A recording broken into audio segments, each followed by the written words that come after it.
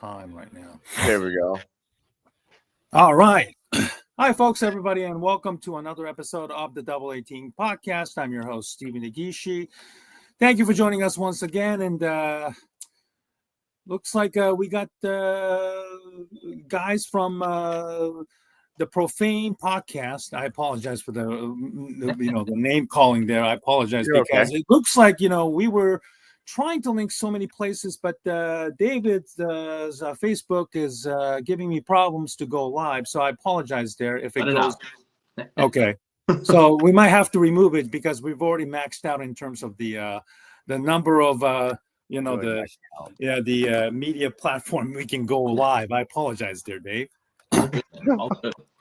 All right, folks, let me start over again. So we are very excited tonight, and thanks for joining us again on this Monday, NCAA Championship Day. Monday, we'll get to that in a little bit as well. I'm very excited to welcome the two guys from the Professional Profane Podcast. You can follow them on X at Profane Pod. On Twitter there. Guys, thanks for joining us tonight. And 78, 80 people already joining us in large numbers there. Emiliano, thanks, guys. Thank you, Emiliano. Good evening, and thanks for joining us. And hey, guys, how are you? Thanks for joining me tonight. Dave, you can go. Oh, I love it, man. Steve, I've been a big fan of your work over on socials and on live streams here. So I'm super excited to get on with you here finally. I get stuck with Mr. Phil all the time. So this is just a chat. What a shame. I'm excited to be here, man. And hopefully we can put together a show that shows how professionally and profane we can be, but within your restrictions, of course. It's your show. He lets it rip. He lets it rip. But thank you very much, and really appreciate you, all two of you, joining us tonight. Obviously, a lot of people are watching the basketball game, and Dakota, what's up, guys? And thanks for joining us tonight. Already 130 people, over 140 people joining us, and we're going to be spending the next hour or so talking about mainly, of course, the NFL draft and obviously where the Chicago Bears currently stand as we speak today, as the draft is about, less than 3 weeks away. And, Philip is going up to Green Bay, Wisconsin, right? Yes, and I'll be joined by my amazing co-host here who gets stuck with me all the time. He's going to be stuck with me for 3 full fucking days. So it's going to be great. It's going to be awesome. We're going to be going up there. We're going to be trying to collab with some guys.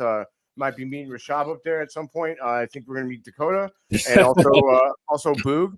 And so it's going to be sick.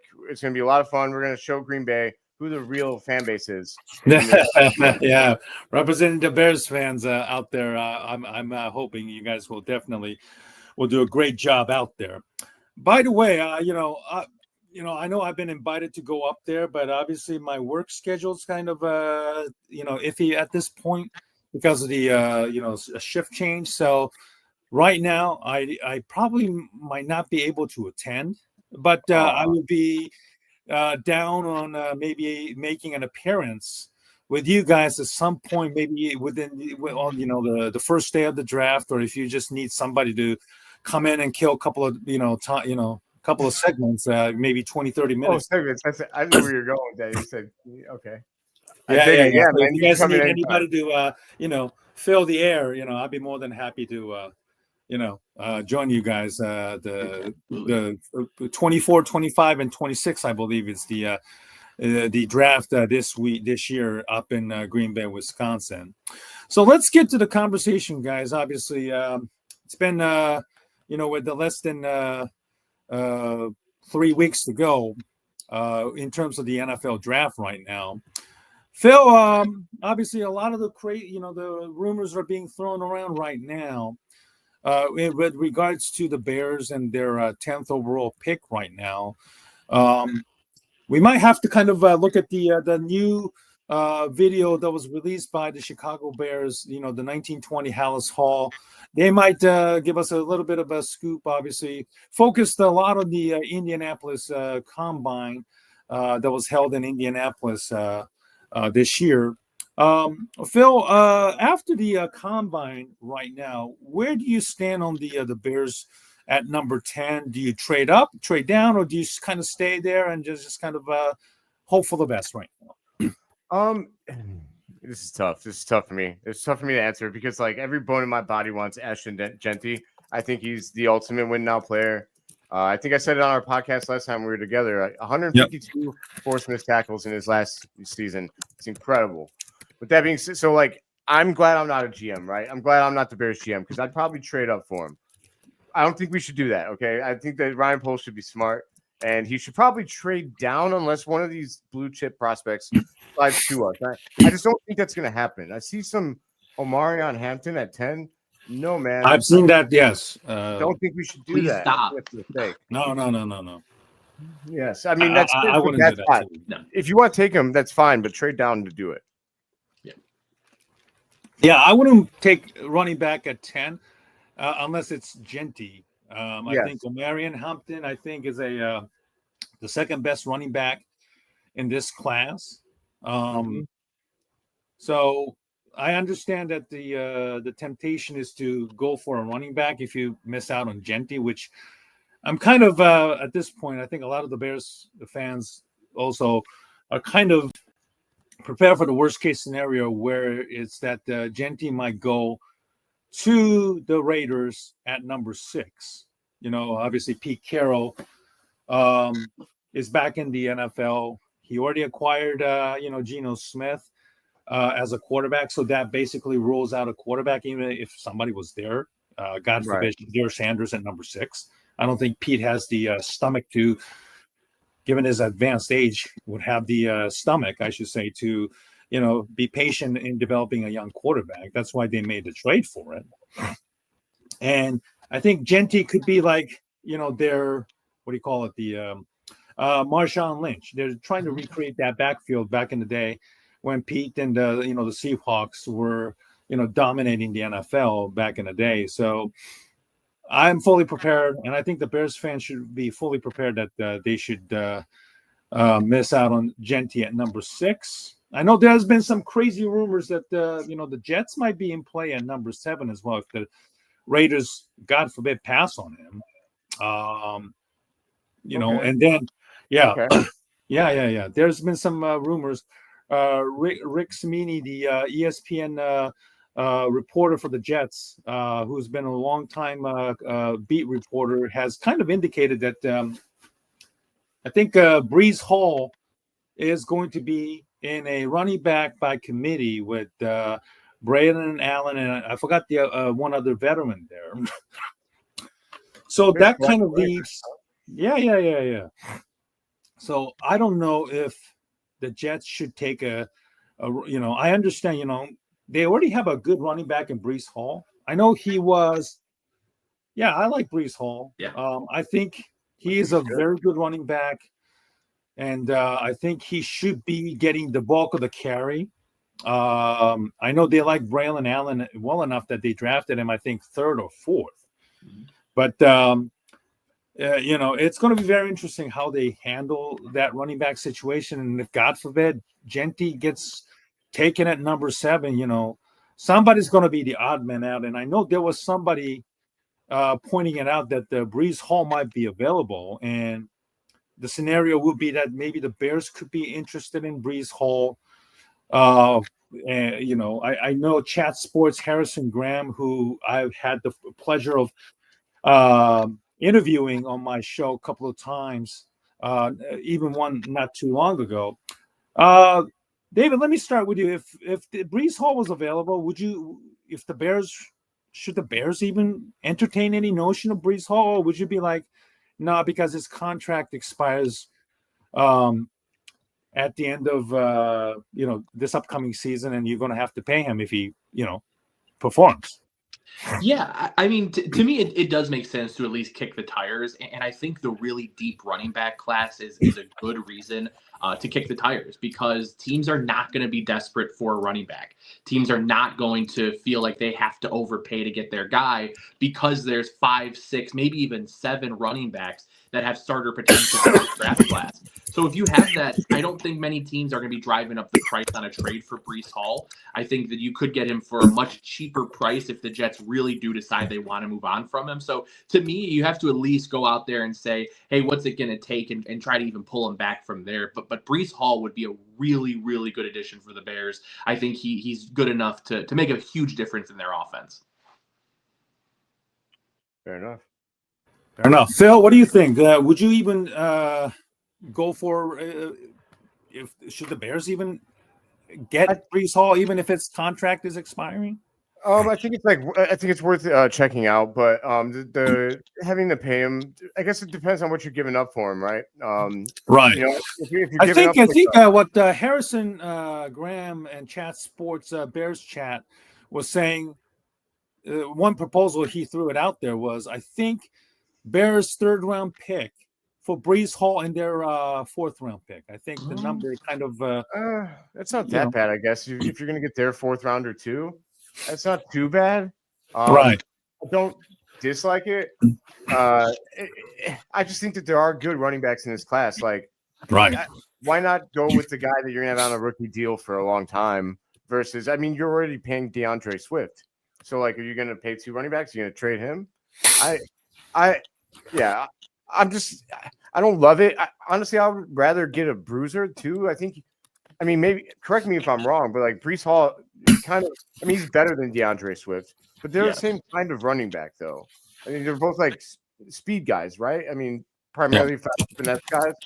I'd rather get a guy that is going to bruise people up. That's why I like Genty, because he's a beast, dude. He's like Iron Man in pads. So I don't love it. Honestly, I wouldn't at that point. I'd rather take someone in the trenches and beef up the front. Yeah, I mean, I don't like the idea of giving up another draft capital, even if you get one. And then, his rookie contract is expiring. So then you're going to be forced to pay him, like 12, 13, or even $15 million, God forbid. Only a handful of running backs nowadays are only worth that money. Of course, C-Mac, Christian McCaffrey, and Saquon Barkley, who just re-upped again with the Philadelphia Eagles this offseason. Those are the maybe the two running backs. Oh, and Bijan too. I mean, I think, Bijan love. I'm there. Let's get right. Bijan. I think those are top 3 running backs right up there. Bijan is still in his entering his 3rd season with the Falcons. So, yeah, those are the only handful of ones. So, I think with the rookie running back, at least you still have, excuse me, you still have control over him for a couple more years. So, I don't know if the Bears should, go after a running back, especially somebody whose contract is expiring, at the end of the 2025 season. Now, there's so many variables that could happen. You can see, the linebackers that would also probably needs a lot of attention, especially with the, Tremaine Edmonds' contract being a little bit of an albatross. There, Kevin Byard is getting up there in age, and he could also be leaving soon. That could also obviously save up a lot of money there. So I'm very curious to see what the Jets do here. Aaron Glenn is taking over. It's a team that he was drafted and played for, and he was a defensive coordinator under Dan Campbell. And both men had experienced a lot of highs and lows with the Lions, from being such a horrendous situation to where the Lions are now, having won 2 NFC North title, also went to the NFC championships 2 years ago. Shout out Josh Reynolds. Exactly. So Glenn knows the situation may be similar to it. The pressure is on. He and Brian Johnson, Bears Ben Johnson obviously was a protege under Campbell, and they've all played a huge role in turning around and certainly Glenn probably saw firsthand the drafting of Jahmyr Gibbs and signing David Montgomery, and how much that running game meant for that Lions offense, and how much they excelled in helping the Lions become where they are now. Whether the Bears fans want to admit that the Lions have been very, very good under Dan Campbell's coaching. So it wouldn't surprise me if Glenn decides to he wants a running back. They have a decent receiving core with Wilson, Garrett Wilson. Yeah. They could also go for a tight end there too. Tyler Warren, another guy that the Bears are linked to, of course. And the Jets could really, really mess up the Bears plan at number 7, if if you think about it. Tanner has interesting points there. Bears going for the trade in the running back heavy round 1 and 2 class wouldn't make a whole lot of sense. Hall will be just another I apologize, there's another Swift in my opinion, but Hall, just like Swift, didn't have the world's greatest offensive line. Tanner, I think Breece Hall's a little bit of a better runner between the tackles. Yeah. I mean, he breaks tackles. Swift was not, and that was the biggest downfall for Swift. And Eric Bieniemy, the running backs coach, who became the new Bears running backs coach, certainly was on the I think a podcast with Jeff Joniak, and let him know that he needs to pick up 4 or 5 yards rather than dancing around or try to get big yards, and then always seem to have been tackled for a loss. If you guys all remember Phil and David. So yeah. So that's the kind of running back obviously they want. They want to get the big guys that can hit the hole between the tackles, 3, 4, 5 yards, keep churning them, and then at some point, with the offensive line, pulling and doing their job, you're going to break 20, 30, or even 50 yards once in a while too. So, whether it's Breece Hall or somebody else in the this upcoming rookie class, the running back is definitely going to be a given. So the question is it Genty at 10, or is it somebody else in the later rounds, or if it's somebody in one of their second round picks too? So this is going to be a very, very interesting selection there. Yeah. So outside of the running back, David, what's the next biggest need for the Chicago Bears in your opinion? Yeah, I think that with the 10th pick, I think edge is really your sweet spot of where you need to go to. I think that Phil talked earlier about trading up for Genty. I don't mind the Bears trading up, but only if it's for Abdul Carter. I think you could get into that top 5 range if those first few teams don't grab him. That would be a phenomenal pick. But to me, edge in the first round, and I think safety and linebacker really are the other 2 positions that I look at and say, man, there's got to be upgrades and there's got to be long-term answers, because right now the Bears have neither. They have no linebackers or safeties locked up long-term, and even the guys they have on 1-year deals, to me, you could make very, very meaningful improvement at those positions to better your entire defense and therefore your entire team. Mm-hmm. Phil, what do you think? I honestly, it's tough. I think it's probably edge for me. I think running back. It's easy to say running back. However, I definitely understand a lot of the criticism on Swift. I will say that I would expect him to play better with a much better offensive line. I think that you've seen him succeed in Philadelphia because they're opening up big holes for him, and then he is fast as hell. So, I mean, I think that he would do fine if it was just him. I just see a guy like Genty, and I see a generational player. However, I think that edge is probably our biggest. I would like to get after the quarterback. I want to be the old school Bear. I want to be hurting these dudes. I want Jordan Love to get sacked right into the ground like his old, like Brett Favre. Jordan Love, yeah, absolutely. Yeah. Oh, yeah. I'm trying to see Jordan Love get smashed legally. I want to see legal hits, not dirty. I want to see him get smashed. So, we got to get a guy that can get after the quarterback. I love that. And I do think that linebacker and safety are sneaky needs for us. My only thing with replacing Tremaine Edmonds is if you're going to do that, you have to get, if you're going to stay in a 4-3, it has to be somebody with his similar kind of athleticism. I know that he had a down year last year, but that middle linebacker is supposed to take away the deep middle on cover 2. And that's something that he is suited for. It's why we traded. It's why Roquan wasn't suited for it. He's not a coverage guy. So I don't know. I really trust Ben Johnson's vision, though. I really do. I'm going to be on board with whatever we do, at least in this draft. Mm-hmm. Let's put our GM cap for a moment. Since there's 9 teams ahead of the Bears right now, let's kind of put our GM hat again and then kind of go through each team that's 9 teams ahead of the Chicago Bears. And let's kind of, do our GM picking. And Phil is putting on his hat there. GM cap. Okay. I love it. So Tennessee at number 1. I think we can kind of,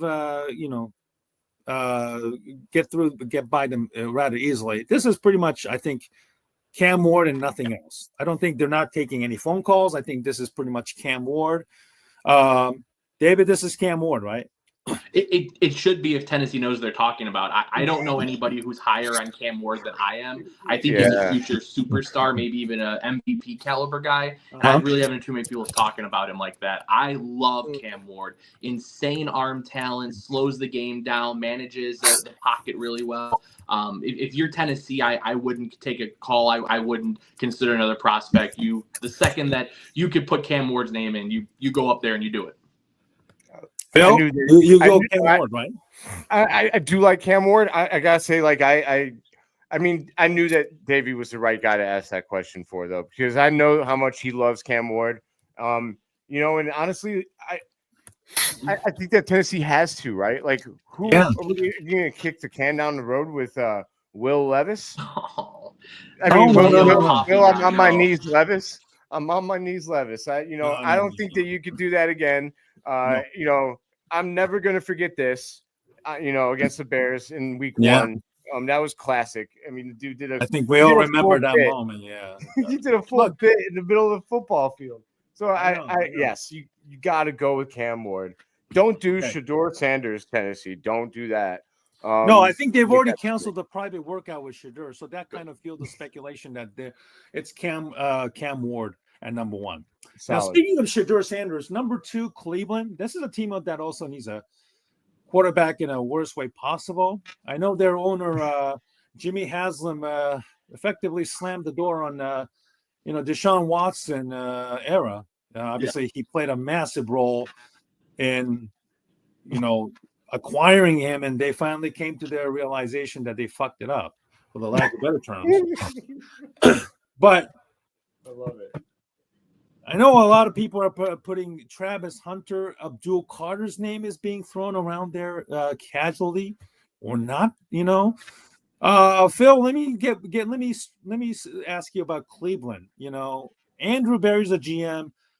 Do you take Shedeur or do you like? No. You go with Travis Hunter.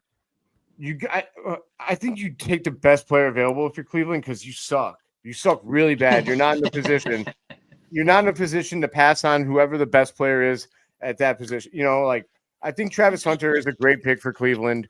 I think there's other guys you can go with there too. Abdul Carter would be another great. I mean, you put him opposite of Myles Garrett, especially because you're not going to pay another DN right now. You just gave Myles Garrett $5 bajillion. So, I think that any blue chip prospect would be great. Don't take a QB. Cleveland, you guys need to suck for a few years. This isn't the NBA where you might get screwed out of your top pick. So you guys probably just kick the can down the road, take the best player available, and hope for Archie Manning. Pray for Archie Manning in Cleveland. He's your savior. We'll see. David, what are your thoughts? Shedeur or is it Travis or somebody else do you have in mind for Cleveland? The funny thing about the Browns is you have to think about what the smartest thing is to do and do the exact opposite. So, to me, Travis Hunter, I keep seeing his name show up there. He doesn't make sense to the Browns for me, to be honest, because his better position is cornerback, and that's kind of the only position they're really deep at, I would say. So I know there are rumors that Greg Newsome is being on the block too. So Yeah, if you want to make trades that make sense, though they definitely need a receiver. So I think Travis Hunter will go here. But to me, of the teams in the top 5, I think the Browns are his worst fit. And unfortunately for him, I think he's going to end up there. But I don't think Shedeur goes. Poor guy. Oh, my God. Okay, so Cam Ward, Travis Hunter. So number 3, the Giants. This is a team also that needs a quarterback as well in a worst way possible. They got – yeah, well, I mean, they added Jameis Winston and Russell Wilson, which really doesn't inspire a lot of confidence. Giants fans. It's kind of like the Bears back in 2021 when we signed Andy Dalton, and they still ended up having to move up. Ironically, with the with the Giants, out of 20 to 11 to get Justin Fields. If you remember that, now that the Giants are literally the 21-21 Bears version of the Chicago Bears right now. Now, if Travis Hunter goes to 2, that's up, and Shedeur is at 3, David, if you're Joe Shane, the GM of the Giants, would you still take a quarterback, or would you be like, no, I'm going to ride with Wilson or Winston or even Tommy DeVito for God's sake? Yeah, I don't think they go quarterback either. I think they're fully in a tank for Arch Manning, as Phil was just talking about, hoping they can get him. I think they're fully doing that. To me, you give a 1-year deal to Russell Wilson, let him be the quarterback. Then you give a 2-year deal to Jameis so he can learn the offense this year, work with Russ, and then be the mentor for a quarterback next year. That's what I think the strategy is. And I think that they do have Brian Burns on one side of the line, and if they really want to get after the quarterback, Abdul Carter and him would be a menacing duo for any team to face. I would love for them to go with Abdul Carter here and then hope to get Arch Manning next year. Mm-hmm. Phil, Giants at 3, what would you do? I think that Dave was on point. I think that you think about certain teams and their success and what has been their biggest draw to that, and it's getting after a quarterback for the Giants.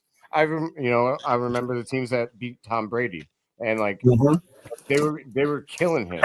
Right. I think you take Abdul Carter, put him outside of Brian Burns. I don't think that Shedeur Sanders is a. I don't even know if he's a first round. He is a first round quarterback, but he's going to be reached on. I don't think that he's going to be phenomenal in the NFL. No. I don't. Yeah, I wouldn't be mad about Travis Hunter here either. But I think we agreed that he was going to go to Cleveland. So I think that if they want to lose though, they should probably start Russell, because Jameis is going to just blind throw you into games all the time. He's so fun to watch. I want them to start Jameis Winston because he is the most fun mid quarterback to watch ever. He has no soul. He's going to sling that rock. I don't want to watch Russell Wilson anymore in 2025. I'm over it. But I think you go with Abdul Carter here. Yeah, Jerome's been sending some nice question there. The Giants have already invested too much on the D-line. I forgot to mention that they also have Kayvon Thibodeau as well, who's the edge rusher that they drafted a couple of years ago and gave a big contract, I do believe. They can't have their top 4 paid in the 3 defensive end and a D tackle. So that's a good point there from Jerome there. So I think with the Giants, if either Hunter or Sanders is available, I wouldn't be shocked if they decided to go either one of them. I think Hunter would be a good pick there if he's available. Yes. They obviously the New York media has a lot of pressure, but being a dual guy, obviously he's going to get a lot of publicity. I think there's a huge chance that Brian Daboll might not even last the season. But I think if Hunter lives up to his potential, and if they can somehow manage the load management, which is his best position, wherever it might be, I think at least the Giants would be interesting to watch with Hunter there. If Sanders is still available, well, I don't know. I don't know if the Joe Shane and Brian Daboll would want to draft a quarterback knowing that they only have 1 year to literally save their own asses. So, and also that his dad is going to take their job in 1 year. that would be the ultimate irony there. I do gotta ask though, like, do you guys think that there's any way that Travis Hunter plays two ways, like at all? I think he will. I think he will. Oh, yeah. I think he will. Oh yeah. I want to see it. His main position will be cornerback, and I think wide receiver. I think he'll get maybe 20, 25 snaps just to kind of get him involved. Yeah, I want him on New York. Then. He'd be phenomenal for the Giants because really, if you can pair him 30-40% of the time with Malik Neighbors and have him be by far your best secondary member, you can completely change both sides of the ball with him. He would be a phenomenal fit in New York.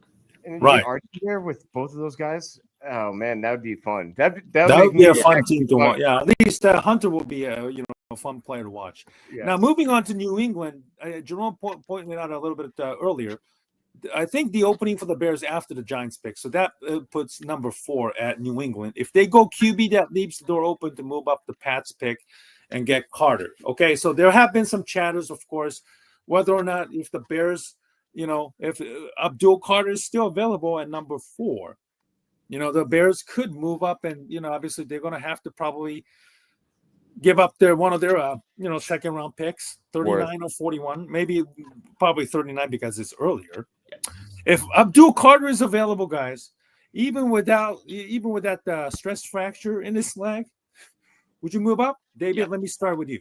Oh, yeah, absolutely. And you don't even think twice about pick 39. 10-39, they ask you to throw in a sweetener. It's a super late round pick. Do it. You can get Abdul Carter. I think he's going to be a long-term Pro Bowl edge rusher, and he would really, really benefit being on this Bears defense with Dennis Allen, who knows how to get after the quarterback. So if you could get Abdul Carter, I don't care how you do it, you do it. David, okay, thank you. Phil, would you move him up even though he doesn't really fit the prototype size that Dennis Allen craves, or at least is used to having in his days with New Orleans? I think that we're a perfect team for Abdul Carter because we just signed a big boy from Indianapolis. He could play early down to let Abdul Carter get acclimated, get his stress fracture right, let him get a little weight on him, get stronger. And then when Abdul Carter is ready to take off, he's total. I think that there's players who transcend scheme fit. And I think that he is one of those guys. I think that, if you got a guy that talented, he'll adapt, he'll make it happen. I think that, if you have to rotate him a little bit, I don't know a ton about his stress fracture and like how much more he has to recover from that. But I think Dave was on point with how talented he is. And I think that would be a home run. If you're going to go for the jugular and try and win now, that is a great pick. And I think that Ben Johnson wants to win now. I think he believes we can win now. I think so too. Okay. Now, if they stay put at number 4, the New England Patriots, that is. Okay, so they have 2 top offensive linemen pretty much available at this point. Abdul Carter is still available. If you're New England, David, who's your pick? Will Campbell or even Ahmad Membo? I think that they might go with a different tackle. I think that they think Armand Membu is going to be a right tackle. I think they think Will Campbell is going to be a guard. And even though he fell in almost every mock draft and people aren't mocking him this high, I still think that they're going to have the allure of getting your stalwart franchise left tackle. I would not be shocked if they go Kelvin Banks here and get the 2-time All-American from Texas. Again, a guy who's dropped a lot, but if you really think he's a 2-time All-American because of his talent, you get a little coaching, you could have Drake May's left tackle for 15 plus years if he hits. Now that's a different question, but yeah, good that's point. A huge upset there. That's a pick. That would be rocked. Or would you probably go with a more of a conventional Campbell, Ahmad Membo, more surefire guys? I think that you go with, if you're going to go with an offensive lineman there, I would personally go with Membu. I love his potential. I don't think it's a big deal, as big of a deal as people think or tend to think. If you're a great football player, you can learn going from the right side to the left side. Kyle Long did it. I think Membu has a really high upside. I'm a big fan of very athletic offensive linemen. His athleticism is off the charts. That's also what makes me think he can adapt to the left tackle. Will Campbell's going to be great. I just don't know if the value is there at 4 for a guard. Maybe I'm wrong, man. I mean, I do think that there's like a little bit too much emphasis on if a guy's going to be a right. They're putting a lot of emphasis on his arm length, Right. So he's not going to maybe be your tackle, but if he's your guard for 15 years, is that really a bad pick? I think, I don't think so. No. So I think not with the money that the guards good. are making these days. Yeah, you could do a lot worse at number 4 and picking Will Campbell at 4 and then making him a guard there at 2. Can you imagine number 5 accent in New England though? His accent in New England would be pretty funny. Yeah. Very, very, very southern. Yep. Number 5, Jacksonville. It seems like the Jaguars just can't seem to get out of the top 5 or top 10 for almost the last 7 years, guys. But putting your thinking cap there, David, this is where I think Mason. This is, I think, where Mason Graham. I think that is the lowest that he can, go at 5. That's who I'm picking. Who are you picking if you're Jacksonville at number 5? That's a really good pick, Mason Graham. I'm a Michigan fan, so I do like a little Mason Graham. But I think they might continue to offensive line here. Liam Cohen loves having a really good offensive line. I could see Will Campbell sliding in here. I think that the Jaguars feel with their new scheme and their new staff that they just need to acquire talent on that line so they can make that move inside and not feel like they've lost too much. So I'd go Will Campbell here if I was Jacksonville and he was available. Phil? I think it's a really good pick. I just want to say Duval. Liam Cohen Duval thing was quite cringy there. And I know some of the coaches made fun of him at the annual NFL meeting down in Palm Beach there earlier. But go ahead. Who's your pick? I had to. I think my pick, I think I do like Will Campbell because I think at this point you have to give Trevor Lawrence has been a disappointment. I think he's been a disappointment as compared to what he was supposed to be. I think that he gets a lot of passes, he gets a lot of passes for how inconsistent he's been. And I know that Jacksonville is Jacksonville, but I think that they're going to give him every chance to work out there. Otherwise, they got to go QB soon, right? I mean, they just paid him. I guess not. Guess they're riding with Lawrence. So they got to give him every chance to work out. So yeah, Will Campbell's good. I agree. Trevor Lawrence hasn't really exactly, been the guy that we all thought he would be. No, he's like the only guy who is still with the same team that was drafted in that hyped 2021 NFL draft class. Everybody else is basically on their third team right now. Mac Jones, Justin Fields, Trey Lance. I think Trey Lance is I'm sorry. Trey Lance has just signed a $6 million deal with the LA Chargers of all teams. He's stealing money. I know. Oh yeah. But I do agree. Mason Graham, Will Campbell, or Ahmad Membo, whoever's there, I think they have to focus on the trenches. Okay, number 6, Las Vegas Raiders. I think all three of us agree. For the Raiders, Ashton Jeanty is there. We're drafting him, right? I don't see it. I don't see it. I don't think it's going to happen. I don't think really? We're going to take Ashton Jeanty. I don't. If I had to make a decision right now, they don't go Ashton Jeanty. They have a ton of needs, and I don't think that they want a running back that bad. And 6 is really high for Ashton Jeanty, I think. I like him, but it's really high for him. I just don't see it. I think that they could use some help in the secondary. And there's a couple of really good corners. I think they could use a receiver, and none of those are off the board unless you count Travis Hunter. They have so many holes. I just don't know if Ashton Jeanty really fits their timeline with who they currently have right now. Boy, this is a wild card here. I agree with you that they're not ready. Like, they're not the team that should take him. But I think they're gonna take him because they're the Raiders and they're gonna Raider. They're gonna take him. I'm gonna take him because I don't want to give myself too much hope because I swear to God I'm gonna be at the draft and they pass on him. I'm gonna start crashing out because if he gets to 10, I'm going to flip my lid. I'm going to go live and go shirtless and do everything. So I guess you heard it here first. I'm gonna go shirtless for Ashton. I did promise I'd sing Omari on O for if we got Hampton. So I'm making a lot of promises here, but I take Genty. I think Bijan went like 7, right? Mm-hmm. No, 8. I think he went 8 2023 back in the day. 7 or 8. Yeah, 7 or 8 to the Falcons. So do you not? I mean, Dave, do you not think he's as good as Bijan?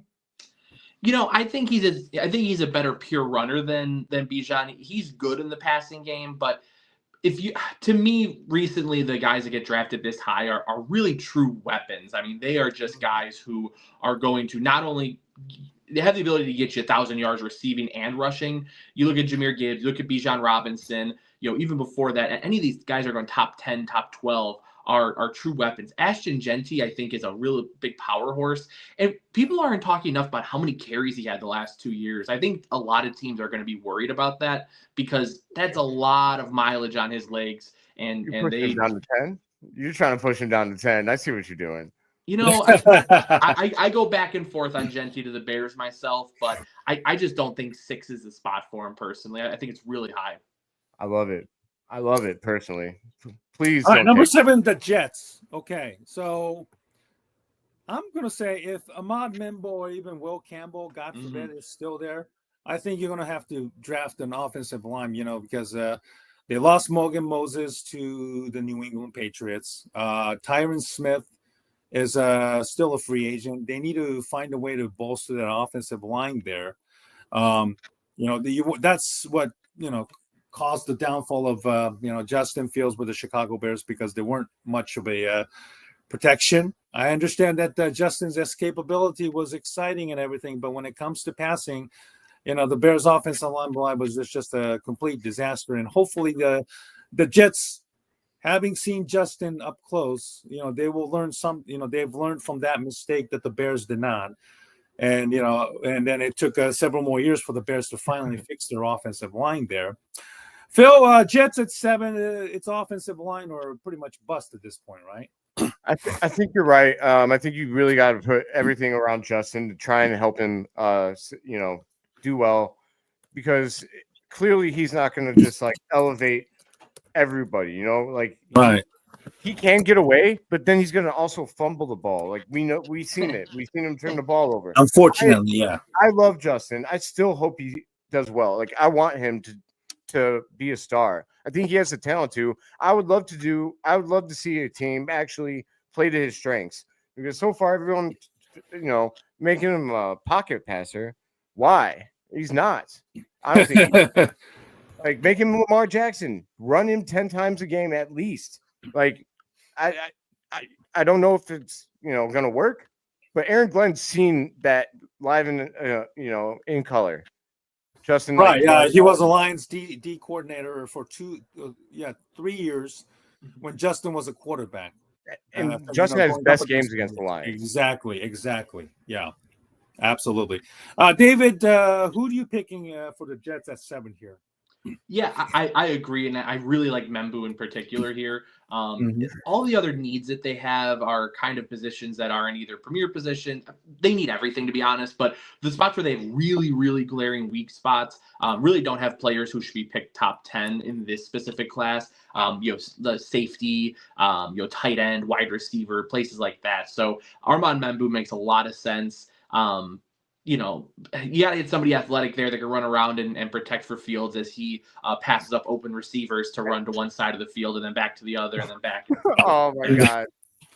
That's mean. Don't be mean. Dude, I'm sorry, man. I'm not going to not speak the truth. Justin Fields is not an NFL starting quarterback. He's not good. So, no. He's going to miss open guys. He's not going to read defense as well. And he's going to get benched again. It's just what's going to happen. Well, this is his last shot at the NFL starting quarterback for job, sure. I think. Yeah, I think Aaron Glenn will definitely, run him. Let him run. Obviously, seen him firsthand. And, going back to what I was saying about, rebuilding with Dan Campbell and the Lions, the Lions took Penei Sewell, if you remember, in their very first draft over Jamar Chase. So, this year's wide receiving core obviously doesn't have that kind of a star talent at receiver. So, you might as well just draft somebody that you can, plug and play, or left or right tackle for the next 8 to 10 years at least. And, that's been a massive problem with the Jets too, like the Bears and the offensive line there. But I could also throw a wild card there. And maybe this is where Tyler Warren could be also taken at number 7, because they don't have a tight end. The Tyler Conklin signed with the Los Angeles Chargers in the offseason. They definitely could use another, weapon for Justin too. Outside of Garrett Wilson and, a couple of good running backs we were talking about earlier, Breece Hall, Braylon Allen. They could still definitely use another pass catcher, like Tyler Warren. So if he goes at number 7, don't be surprised there. All right, number 8, the Carolina Panthers. This is a very interesting team. If Mason Graham, God forbid, drops because of the measurables and all that kind of stuff, this is, I think, where, it ends for Mason Graham. I think he could go there at number 8. But what I could see, though, is that maybe somebody like Jalen Walker or one of the edge rushers could be taken pretty high here. I think Jalen Walker would be a pretty interesting weapon for the, like a running, like a off the ball linebacker. Guys, Okay. David, who would you pick for Carolina here? Phil, do you mind jumping in first on this one? I'm gonna get an answer right here. I got you. Honestly, I might shake it up here. I might go Shedeur Sanders. Oh, really? I don't believe it. I don't believe in Bryce Young at all. Really? Not even a little bit. Oh, I mean, he did make some nice jump. Despite rocky, terrible rookie year. Obviously, he had nothing to work with, of course. But what do you?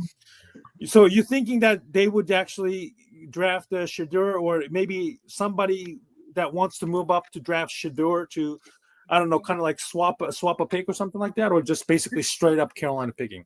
They could do that. I guess I did make that pick out of. I don't think that Bryce Young is a starting quarterback. I think his size is really dangerous. He can be out for the season in one hit. So I worry about that. I just don't like him as an NFL QB. I don't wish ill on him or nothing, but maybe his name is McMillan. Is that it? Oh, Ted McMillan, the wide receiver. Yeah. Yeah, I mean, maybe that's the pick, because they don't really have a lot of weapons for him. Look, if you believe in him, you got to get him somebody. He can't keep throwing whoever. Right. I can't think of their receivers too much there. David, who do you have picking for Carolina? Is it the receiver or is it somebody else? I think you're just throwing a dart at a board right now. So I did a random generator to pick Shamar Stewart over the other edges. Okay. I think they're going edge here. I just couldn't figure out which. They have their pick. So Shamar Stewart won the random generator. So I'm going to go Shamar Stewart to the Panthers. Okay. Well, that's not so bad. I mean, that's not. I love that idea. Far-fetched, because obviously, some, like I said, Jalen Walker's somebody that could be there. Yeah. Available for sure. He's obviously somebody from Georgia nearby. Obviously, they have a very close connections with the distance, and obviously somebody that they probably seen very up and close. North Carolina and Georgia ain't that far from a distance perspective. Shamar Stewart, obviously a lot of untapped potential. He could be like a real boom or bust guy that somebody will likely to take a chance on. Mm-hmm. All right, number 9, Saints, another NFC South team here. Now, this is a wild card here, because I think a lot of teams, or not the teams, but like the Vegas odds are having Shedeur being picked here at number 9, and for a good reason, because obviously, David Carr hasn't really more met now, given his age and the money that he's making. Guys, if Shedeur Sanders is here at 9, I wouldn't be shocked if the Saints take here. So two-parter. If Shedeur Sanders is here at 9, would you take him? If not, who are you taking? Phil, let me start with you. I think you do take him if he's there, because Derek Carr, the Carr brothers actually own like all of the losing records for starting QBs. I'm sorry to say that, it's just a fact. They lose a lot, so I think you have to replace him at some point. And the Saints are always in a weird spot where they're too good to pick number 1, but they never, if you're going to get a guy, it might be now or never. So unless you're going to get another retreat, you don't want to go pay another Derek Carr. So I don't know who do I take instead? It's probably an edge rusher. They could use an edge rusher here too. Kind of like what Dave said. It's like throwing a dart at the board at this point. Maybe, whether it's Michael Williams, maybe that guy, maybe Mike Green. I like Mike Green a lot. I love Mike Green. It all depends on his off the field stuff, and if they clear him from that. I like James Pierce Jr. as well. So it can be any of those guys. I mean, I guess for the sake of talent, I'll go with Mike Green. David? A sneaky pick right here that I actually really like would be Jahdae Barron out of Texas, the cornerback, or Will Johnson if you prefer them. They really need cornerbacks bad. They just traded Marshawn Lattimore, who is their only real NFL caliber corner there. But if Shedeur Sanders is there, I think this is a good spot for him. Would I take him?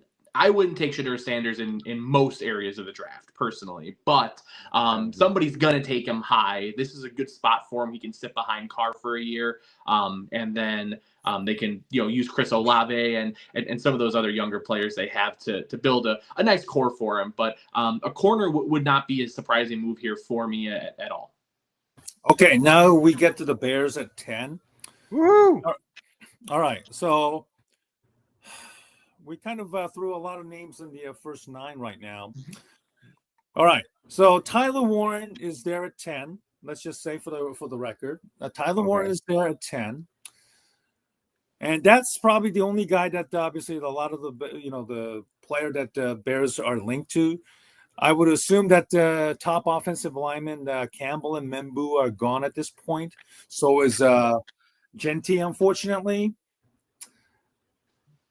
Boy, I got to tell you, man, I hope it's kind of like at this point, I'm kind of trying to talk myself into, okay, Tyler Warren it is, if Tyler Warren is still there at number 10 by the time the Bears pick. But there are also some indications that Ryan Poles is kind of, talked about, I think, maybe trading down a little bit. But at what scenario would you say, like, okay, I think the Bears would trade down? Is it because Genty, 2 offensive linemen are gone, and Tyler Warren are gone? That's probably the only scenario I can see the Bears trading down. But if Tyler Warren isn't there at 10, okay, that's probably the only guy that I would say, yeah, that's the guy. But is there anybody else outside of Tyler Warren that you guys would like to take at 10, David? I really like the Bears going edge at 10 with the options I've left on the board, whether it be Shamar Stewart or one of the other guys going there. But, I think that Michael Williams is big, which fits what Dennis Allen usually like. I really don't care about scheme fit so much. I think, as Phil alluded to earlier, if you're good, you're going to be good. So, like a guy like Donovan Ezaraku, I really like out of Boston College. He gets at that quarterback really well and really fills a need, but also can just be a late down pick right here and just work on getting to the quarterback and not having to set the edge since he's a little bit smaller. But Tyler Warren, really good piece. I really wish they would have taken Brock Bowers last year. Not a knock on Roma Dunze, but I was banging the drum for Brock really hard. I wish he weren't in this spot now. But, Tyler Warren, I mean, when you look at some of the games and catches he had at Penn State, he's a special talent. I wouldn't hate him, but I wouldn't really like him at 10 either. Phil, is it Tyler Warren at 10 or is it somebody else for you?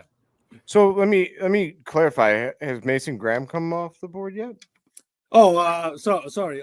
If Mason Graham is at 10, I think that's the logical choice. But if Mason Graham is gone, 2 offensive top 2 offensive linemen are gone.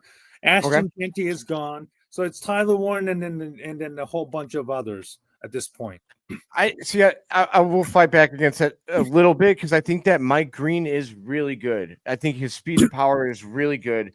and it all depends on his off-field stuff. If you determine that, if you, we have a veteran roster now. We weren't ready for Jalen Carter at that time, but there are veterans on this team. Grady Jarrett he'll have him, set. He'll have him ready to bear down. So I love the idea of Mike Green coming to get after the QB.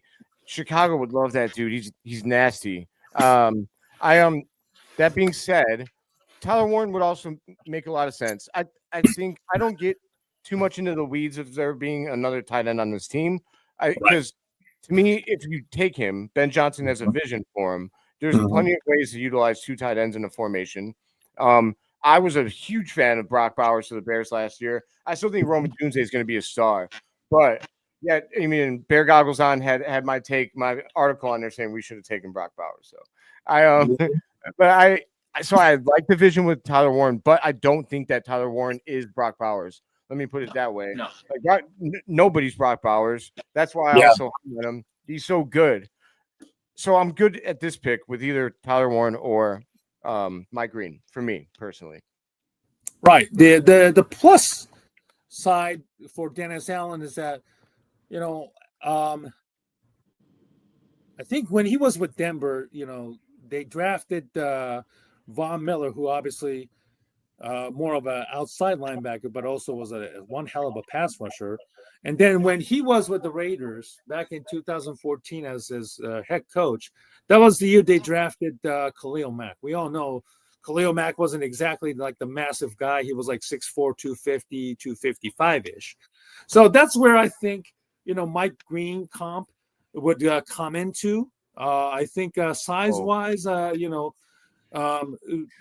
is a little bit probably around, in that threshold to 250, 254, 255-ish.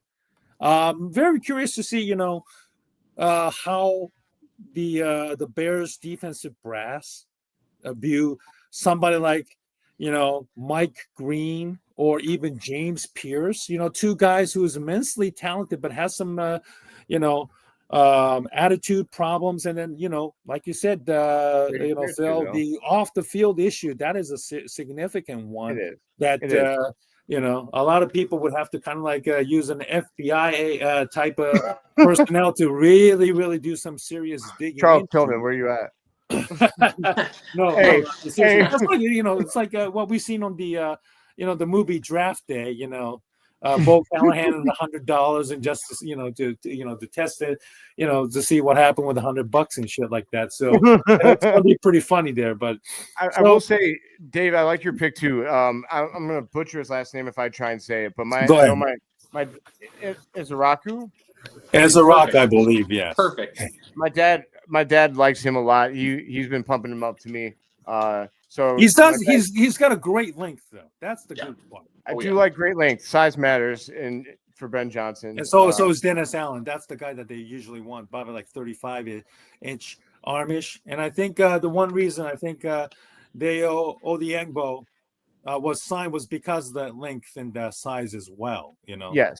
And hey, I know people are like, why?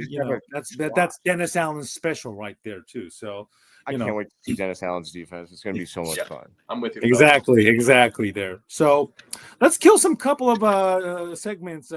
Thanks for joining us tonight. We're almost reaching the 1 hour with the Profusely Profane Podcast guys with David Ritteroff and then my regular guest, Philip VanDerHeyden as well. Yes, sir. Let's talk baseball. David, I know you're a baseball guy, if I'm not mistaken, correct?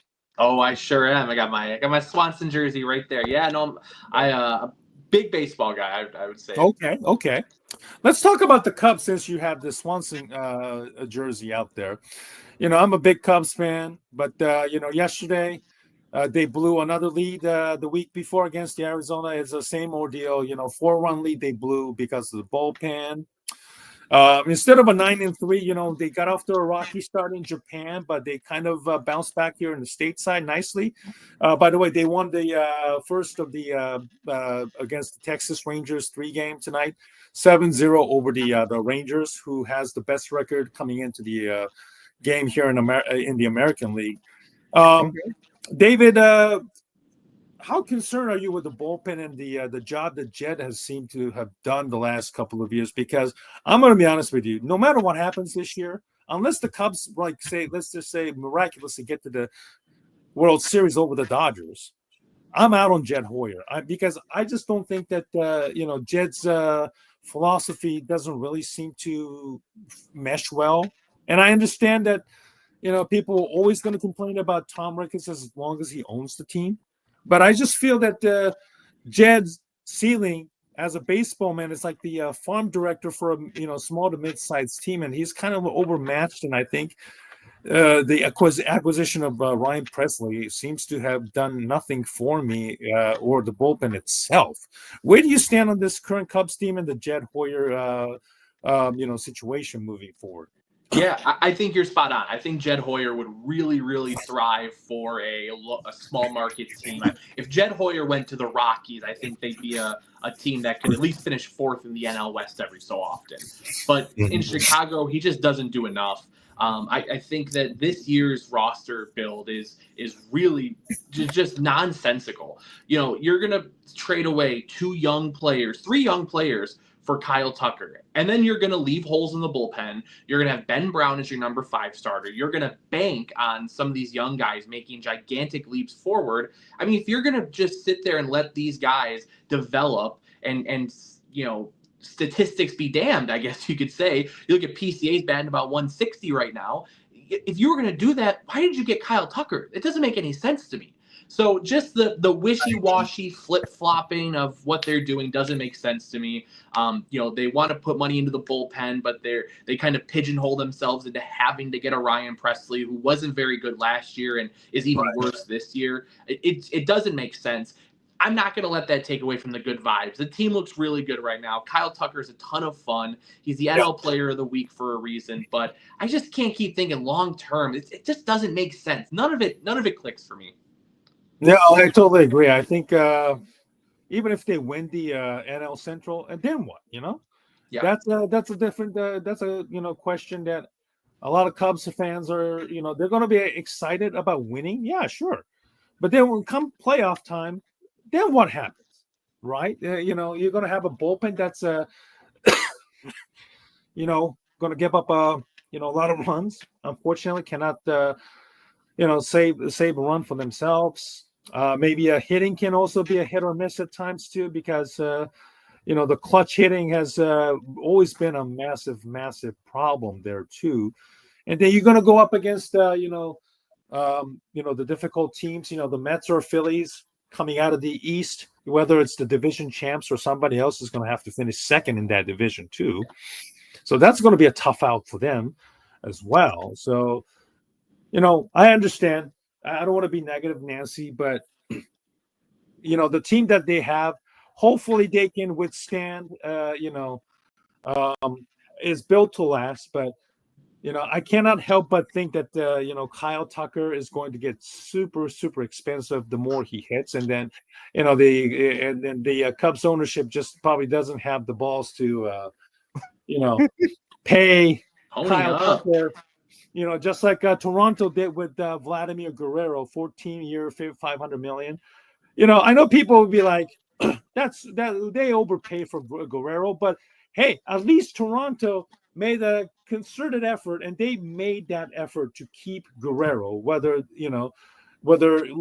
short term, long term. How long is he going to be? How long is he going to be able to sustain it? That's yet to be seen, but at least they paid for it. The Cubs haven't done that, and that's what really scares me. And I think even if the Cubs have a great season and win the Central, the future of Kyle Tucker and the bullpen thing is just always going to be in the minds of Cubs fans, and they just can't seem to really enjoy it deep down, in my opinion, David. No, I totally agree. And to me, I keep thinking about the sequence of events of, they went out and they got John Lester and Jason Hayward, but then they didn't get Bryce Harper because they had to pay Chris Bryant. Then they didn't pay Chris Bryant so that they could have money to get a couple free agents. But they didn't get those. I mean, it just always seems like the Cubs are the next move is down the line, and they're going to not keep Kyle Tucker so that they can make sure they have the money for whatever they want to say. and then they're not going to re-sign them either. And then they're going to sit there with a mediocre team hoping to win 85 games to sneak in as the 7th seed. And it's just, why are we doing this as a Cubs organization? You're in Chicago, man. Spend the money. Let's go. You're worth $5 billion. You can pay Kyle Tucker. I'm not going to. You can't play poor. It's not going to work. No. I think Kyle Tucker will be a good barometer just as to how committed this ownership is. It's funny. I don't want to be that guy, but if they don't pay Kyle Tucker, I guarantee you that the Ricketts probably won't be able to, enjoy the walking down the streets of Chicago without hiring a private security or something like shit. that. Steve's gonna come in with a haymaker. No. I'm not trying to be that guy, but listen, I know, I'm just kidding. I'm not advocating violence, but I think it is a serious a challenge for Chicago fans, all the Chicago owners pretty much being so settling for mediocrity. The lines cross with the White Sox and the Bulls, and the words with the Chicago Blackhawks now. So whoever shows or at least wins the championship, more consistently, and I have a feeling it's going to be the Bears moving forward. I think the best owners in Chicago. I think they're going to own the city because the rest of the owners just aren't willing to put up or can you believe that? Yeah. Can you believe that shit? Like, I honestly think that the McCaskies have more good faith right now after getting Kevin Warren, Ben Johnson, and Travis Taylor-Williams than any of the other owners. That's fucking nuts, man. The McCaskies. Not too long ago, McCaskies were ready to get booed out. I think the fans back in December, I forgot what game it was. People were chanting "Sell the team." I think that was the Lions game. When Ben Johnson was just completely putting it on the show. Nobody against believed the Bears and the fans. Were completely out on the entire Bears organization at that point. Yeah. But nobody knew that Kevin Warren was going to do what he did. Like nobody knew that Kevin Warren was going to open or get George McCaskey to open his checkbook up and pay for Ben Johnson. That changed everything. It changed the perception of Kevin Warren, and it changed the perception of the Bears org, and even Ryan Poles for not having his ego so large. He didn't bring in the best candidate available. You know what I mean? Mm-hmm. So, I understand. Their moves were extraordinary, and I'm speechless, honestly, about it. Like, we operated like a blue blood franchise for the first time in my life. Yeah. It's amazing. It is. Yeah, let's go. Absolutely. Before we end the show, obviously, Phil is a Bulls fan, as you can see in the background. He does his, live stream with the Just Another Year in Chicago. Phil, the NBA season is almost coming to an end, I believe, next week or so. Yeah. The Bulls are still the Bulls qualify for the play-in. They still have a shot at the 8th or 7th seed right now. I want you to kind of give us your feeling of so far what you've seen this year, ever since the trade that they sent DeRozan. Of course, I'm sorry, not the trade for DeRozan. The trade that they sent, Zach LaVine, and then the team has kind of really been on the upswing. Matas Buzelis looks like a steal at number 11 in last year's draft. Kobe White is shooting lights out. Josh Giddey obviously has been playing a lot better. That huge buzzer beater against the Lakers last week or so. Legendary. Of course.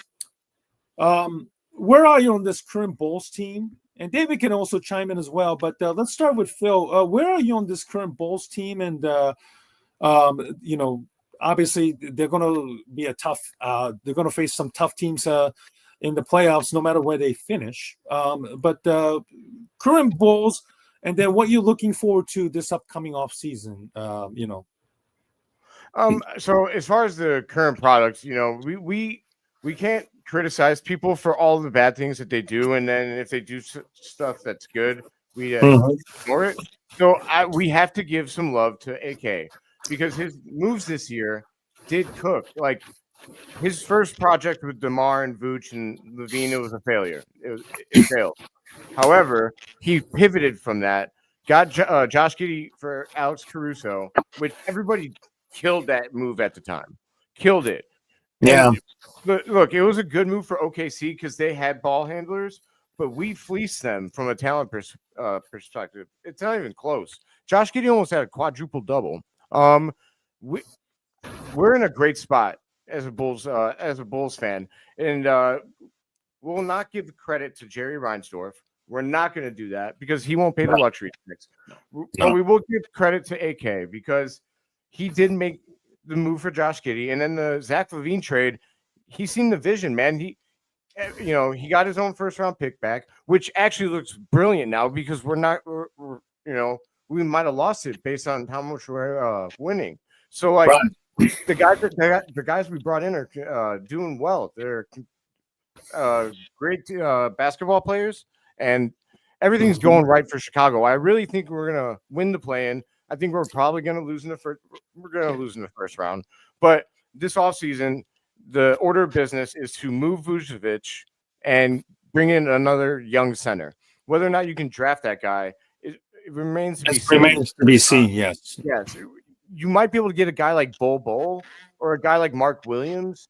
They're not stars, but at this point, you want rim protectors, high energy guys that are going to run with Josh Giddey and Kobe White and Matas Buzelis.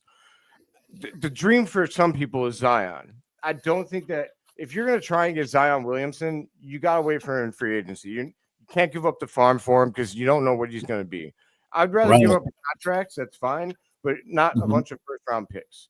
So that's my opinion on it. I think that there's a lot of Bulls fans that are mad that we didn't tank. It matters for these young players to win. We have a 19-year-old, a 22-year-old, and a 25-year-old who are 12-4 over the last 16 games, and there's no reason not to be happy as a Bulls fan to see this progress. And that's all I got. What would you give for Josh Giddey contract-wise? $30 million a year. Yeah. Easy. 5 years? 5 year, 150? Is that too much? As long as he'll take. Because he's already a star. He's a walking triple-double, man. Like, he has a bad game and almost has a triple-double. And his triple-doubles are earned. It's not Russell Westbrook, padding his stats. He boxes out for those rebounds. He's not athletic like Russ. He's working for that. You just have to watch the games, man. He makes the Bulls tick. Like, he's the engine for them. Kobe is like, he puts them to bed, you know what I mean? But Giddey is the engine that makes the Bulls run. And it's a beautiful thing to see. And Matas is only 19 years old. He's got so much potential. Potential. I'm very cold here. And elite athleticism, elite length. And I think that the sky's the limit for this Bulls team. I'm proud of Billy Donovan, too. I was so out on Billy Donovan, but he's getting the most out of these young players. You gotta love to see it, man. Like, honestly, absolutely. David, you have any final thoughts on the Bulls and what Phil just explained? Yeah, no, and I think going back to your question of what to do in the offseason, the really good thing for the Bulls is when you have Kobe White, Josh Giddey, and Matas Buzelis, you have a lot of the things that are difficult to find in NBA players. Now you need defense and three-pointers. And, I mean, they're a dime a dozen in the league. You can get defenders. You can get three-point guys. You need someone who can actually box out underneath. Nikola Vucevic, I mean, he literally just gets rebounds because he's the only person under the basket because he can't get to the perimeter to defend. He's not a good rebounder. He's a volume rebounder. You need somebody to get boards. You need somebody to defend on the wing. And you need somebody who can hit a few threes. And if you add that to this current core, I think it's a surefire playoff team next year. And just moving upward based on how good Matas Buzelis becomes. He could be your superstar player. And if you have that superstar, you could be a contender in the NBA. Bam. Well, guys, listen, thank you so much for doing this tonight, over an hour. And also thank you very much for everybody who came in. Over 400 people to join us on this first edition of us doing the live stream together. Hopefully this will be the first of many that we do together. Obviously, great, the draft is in a couple of weeks. Phil's going to be in, Green Bay along with Rishab Skiri, correct? And Dave will be there with me too. Oh, Dave is going to be there. Oh, yeah. Awesome. Oh, so we're taking over Green Bay. You guys got the hotels and everything, all the itineraries nailed down? Oh yeah, we're set to go. We had to stay kind of far away, but it's worth it for the price. I mean, it's a big decrease. Is that Airbnb or like a regular hotel? We got a hotel. It's like an hour south. Yeah, but we went to the hotel. Okay. You can't miss out on the continental breakfast, man, if you're going to be traveling. I mean, oh yeah, let's go. And all the juices that they give you. Oh my god. Yes. Apple, orange, Dude, cranberry. I'm drinking all of them. Me and Phil are getting diabetes in Green Bay. We're calling it right now. Yeah, well, we're just trying to be like the locals. Gotcha. Well, listen, I look forward to talking with you guys up in Green Bay in a couple of weeks. Sir. Yeah, good luck to you guys in your podcast. Obviously, Profane Pod is the name of the podcast, as you can see next to the Phil's name here on JChai_Bulls. David is at Davey Dots 17.